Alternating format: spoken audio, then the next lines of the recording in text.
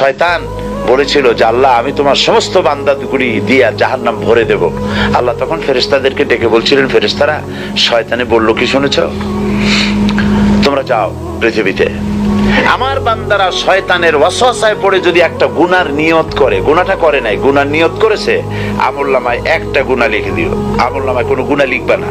গুনার নিয়ত করেছে, গুনাহটা করে নাই, গুনাহ লিখবা না। যখন গুনাহটা করে ফেলবে তখন একটা গুনার জন্য একটা গুনাহই লিখো, আর যদি তওবা করে তা আমি মাফ করে দেব। আর যদি আমার বান্দা একটা নেকের নিয়ত করে, একটা নেক কাজের নিয়ত যদি করে, তাহলে কাজটা করে নাই, নেক কাজের নিয়ত করেছে, হজে যাবে নিয়ত করেছে, যায় নাই, যেতে পারে নাই, এখনো দান করবে এখনো করে নাই, নিয়ত করেছে, আমলনামায় একটা নেকি লিখে দিবা।